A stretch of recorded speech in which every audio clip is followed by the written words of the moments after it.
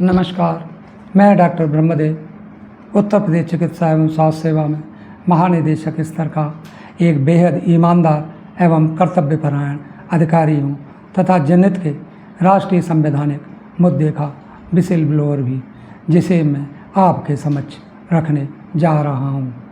मुद्दा निम्नवत है। जब कोई शिकायतकर्ता राष्ट्रीय अनुसूचित जाति आयोग में लोकनायक भवन नई दिल्ली में उत्पीड़न की शिकायत करता है तो आयोग द्वारा संविधान के आर्टिकल 338 क्लॉज 5B के तहत शिकायत की जांच की जाती है। यह आयोग की ड्यूटी है तथा ड्यूटी बाइंडिंग होती है। तत्पश्चात जैसे ही आयोग द्वारा जांचोपरांत अत्याचार की पुष्टि की जाती है, एक अन्य कानून SC/ST अत्याचार निवारण अधिनियम 1995 धारा 12 स्वतः ही तत्काल ही अस्तित्व में आ जाता है। इस कानून की अनेक उपधाराएं हैं, जिसमें उपधारा 12(2) एवं 12(4) अत्यंत महत्वपूर्ण है। 12(2) के तहत पुलिस अधीक्षक द्वारा दोषी को FIR दर्ज करवाकर तत्काल जेल भेजा जाता है तथा धारा 12(4) के तहत DM द्वारा पीड़ित को 7 दिनों के अंदर राहत एवं क्षतिपूर्ति प्रदान की जाती है।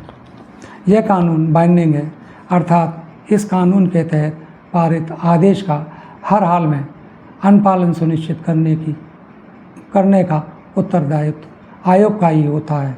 बाइंडिंग का मतलब होता है आदेश का प्रत्येक दिशा में पालन किया जाना, अन्यथा अथवा संबंधित अधिकारी को जेल भेजा जाना। इसके सिवाय तीसरा कोई विकल्प नहीं। रिकमेंडेशन अर्थात सिफारिश का मतलब होता है सिफारिशकर्ता द्वारा सिफारिश करने के पश्चात संबंधित अधिकारी सिफारिश को माने या न माने, उसकी मर्जी। उसके विरुद्ध कोई भी कानूनी कार्रवाई नहीं हो सकती। मई 2014 से RSS के सत्ता में आते ही मोहन भागवत व नरेंद्र दामोदर दास मोदी द्वारा NCSE के तत्समय अध्यक्ष PL पुनिया एवं संयुक्त सचिव स्मिता चौधरी के माध्यम से RSS ब्रांडेड झूठ, फर्जीवाड़ा व धोखाधड़ी करते हुए उक्त दोनों कानून आर्टिकल 338 क्लॉज 5B एवं SC/ST अत्याचार निवारण अधिनियम 1995 धारा 12 को बाइंडिंग के स्थान पर रिकमेंडेशन बताकर एवं एज रिकमेंडेशन ही अमल में लाकर 12 वर्षों से SC/ST समाज की 35 करोड़ की आबादी को न्याय से वंचित किया जा रहा है। साथ ही उक्त झूठ, धोखाधड़ी व फर्जीवाड़ा को सही ठहराने की नीयत से मोहन भागवत व नरेंद्र दामोदर दास मोदी द्वारा SC/ST अत्याचार निवारण अधिनियम 1995 12 को तत्समय के NCSE अध्यक्ष PL पुनिया के ही माध्यम से निम्नवत ऑन रिकॉर्ड रिकमेंडेशन घोषित करवा लिया है। During the meeting of directors of NCSE dated 11th of February 2016, it was decided that once the recommendations are issued by the Commission, role of NCSE ends। अर्थात NCSE के directors की meeting दिनांक 11 फरवरी 2016 के माध्यम से SC/ST अत्याचार निवारण अधिनियम 1995 धारा 12 को संशोधित कर बाइंडिंग के स्थान पर रिकमेंडेशन घोषित किया जा चुका है, जबकि NCSE के डायरेक्टर्स चेयरमैन की उक्त कानून को संशोधित करने की औकात ही नहीं होती है। उक्त दोनों कानून अस्तित्व में आने की तिथि से आज तक लगातार बाइंडिंग ही हैं। मेरे द्वारा इसी मुद्दे को वर्ष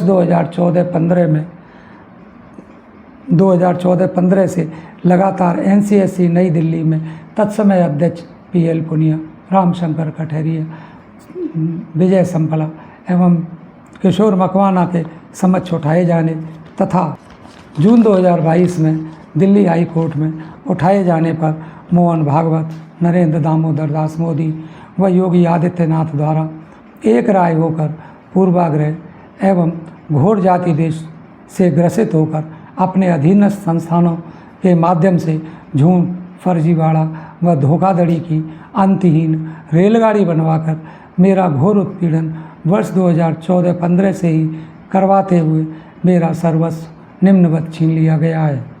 वर्ष 2016 में अगस्त में मेरी ACR खराब की गई तथा मुझे प्रमोशन के अयोग्य ठहराया गया। मेरी सर्विस बुक से गृह जनपद फिरोजाबाद का पेज फाड़कर गायब करके फर्जी गृह जनपद आगरा दर्शाकर मेरा आगरा से कन्नौज स्थानांतरण करवाया गया। सितंबर 2017 से अब तक की मेरी महानिदेशक स्तर तक की नौकरी छीन ली। सितंबर 2017 से ही अब तक का मेरा महानिदेशक स्तर तक का वेतन छीन लिया। मेरे महानिदेशक स्तर तक के प्रमोशन छीन लिए।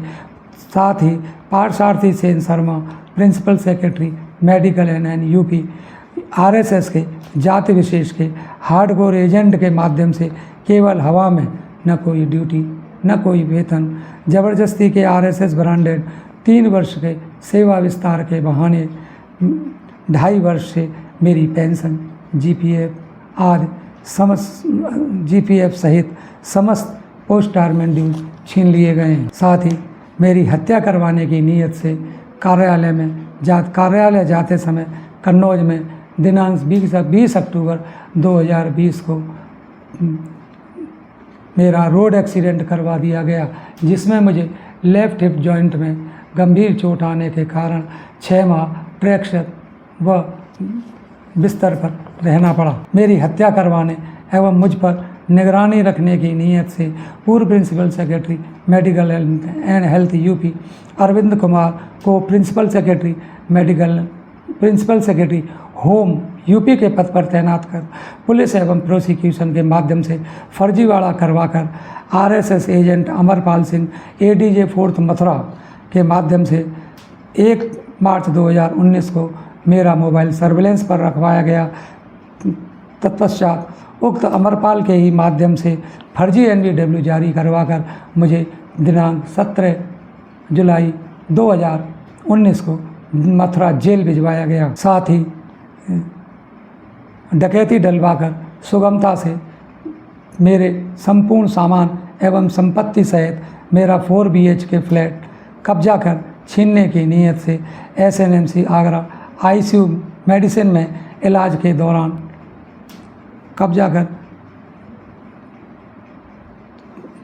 SNMC आगरा ICU मेडिसिन में इलाज के दौरान RSS के जल्लाद RK वर्मा, रेजिडेंट रंजीत कोमल आदि के माध्यम से 2 जून 2023 को मेरी मां की अस्पताल में हत्या करवा दी गई। दिनांक 7/2/18 से ही अस्तित्वहीन SBI होम लोन मात्र 13 लाख ऑन मार्च 2018 की रिकवरी का SBI को कोई भी अधिकार नहीं होने के बावजूद भी फर्जी सरफेसी एक्ट के समस्त फर्जी डॉक्यूमेंट बनवाकर इन्हीं की आड़ में डकैती डलवाकर मेरा 4 BHK फ्लैट व सप्तऋषि अपार्टमेंट आगरा एवं 2 अन्य मकानों सहित कुल 3 मकान व मेरे 4 BHK फ्लैट में रखी संपूर्ण संपत्ति एवं सामान पर कब्जा कर व छीन कर मुझे परिजनों सहित धक्के मरवाकर फ्लैट एवं अपार्टमेंट परिसर से बाहर कर दिया। तत्पश्चात मेरे फ्लैट की रजिस्ट्री RSS के गुंडे मुकेश सिंह को कर दी गई है, जो आराम से 2.5 वर्षों से मेरे फ्लैट में रह रहा है तथा मैं 2.5 वर्षों से फुटपाथ पर पड़ा हूँ, खाली जेब, खाली हाथ और नंगे पैर। यह है RSS के गुंडों का रामराज, जिसका दिवा स्वप्न इस देश के वासियों को दिखाया जा रहा है। घोर आश्चर्यजनक बिंदु यह है कि 35 करोड़ के जनमानस के SC/ST समाज को 12 वर्ष से की जा रही उक्त धोखाधड़ी, RSS ब्रांडेड धोखाधड़ी की कोई जानकारी नहीं है। यह समाज भी उक्त दोनों कानूनों को रिकमेंडेशन ही समझता है। उक्त 35 करोड़ की आबादी के SC/ST के जनमानस को 12 वर्षों से की जा रही इस धोखाधड़ी की जानकारी देने हेतु ही मैं आपके समक्ष इस वीडियो के माध्यम से उपस्थित हुआ हूँ। SC/ST समाज के हित में उक्त दोनों कानून बाबा साहब के संविधान की विरासत हैं, धरोहर हैं। इनके अस्तित्व को बचाने हेतु मेरा आपसे निवेदन है कि इस वीडियो को 24 घंटे में 35 करोड़ के SC/ST के जनमानस तक वायरल कर दो।